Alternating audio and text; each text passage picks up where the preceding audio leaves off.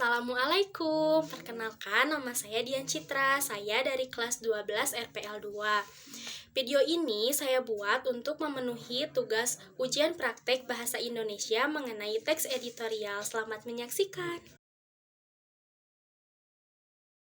Di tengah pandemi COVID-19, pemerintah tetap berkewajiban memenuhi hak anak bangsa untuk memperoleh pendidikan.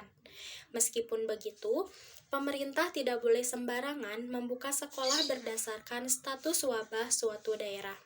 Menteri Pendidikan dan Kebudayaan, Nadiem Makarim, pada Jumat lalu mengizinkan sekolah yang berada di wilayah zona kuning untuk mengadakan pembelajaran luring atau tatap muka. Padahal sebelumnya Kemendikbud hanya mengizinkan sekolah di zona hijau saja untuk dibuka secara bertahap dengan protokol kesehatan yang ketat. Jika tidak dilaksanakan dengan hati-hati, izin berdasarkan status wilayah tersebut bisa menjadi malapetaka.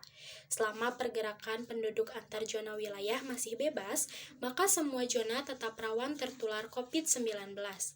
Izin pembelajaran tatap muka sebaiknya diberikan berdasarkan kesiapan dari masing-masing sekolah untuk menjalankan protokol kesehatan dengan baik. Tolak ukurnya tidak hanya dari ketersediaan fasilitas mencegah penularan saja, sekolah juga harus memastikan semua guru, staf, murid, hingga orang tua siswa tidak memiliki riwayat interaksi dengan aspek penularan virus. Pengakuan Menteri Nadiem Makarim bahwa PJJ atau pembelajaran jarak jauh selama masa pandemi kurang efektif bukanlah hal yang mengada-ngada. Di berbagai wilayah, terutama di daerah terpencil, banyak murid yang tidak memiliki smartphone dan akses internet. Tidak sedikit pula guru yang belum siap mengajar dari jarak jauh. Alhasil, tidak bisa dipungkiri, di Jawa Barat, khususnya Kabupaten Bandung saja, sudah ada beberapa sekolah yang mulai dibuka dan melakukan pembelajaran tatap muka atau luring. Dengan berbagai alasan, mulai dari keterbatasan fasilitas smartphone dan juga kuota. Meskipun pemerintah telah memberikan kuota gratis, namun hal itu tetap saja tidak menyelesaikan permasalahan yang ada. Sebab, pembelajaran jarak jauh dianggap tidak efektif. Pandemi COVID-19 ini memang telah memperlihatkan lagi betapa timpangnya infrastruktur Indonesia.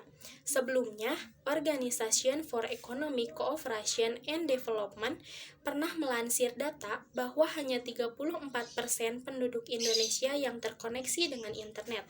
Survei Asosiasi Penyedia Jasa Internet Indonesia pada tahun 2018 juga mengungkap hasil yang serupa.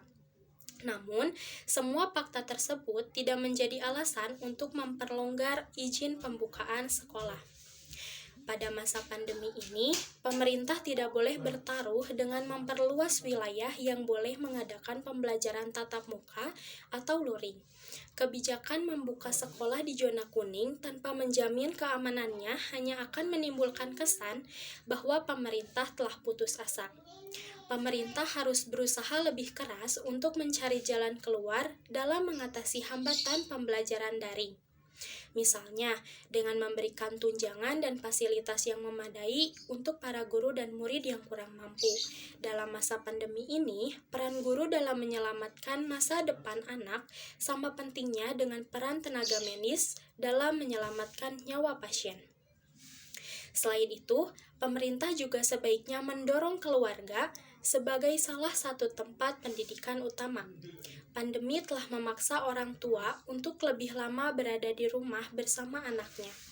Ini adalah kesempatan yang dapat dimanfaatkan oleh pemerintah untuk mengajak orang tua agar segera intensif membimbing anaknya sendiri.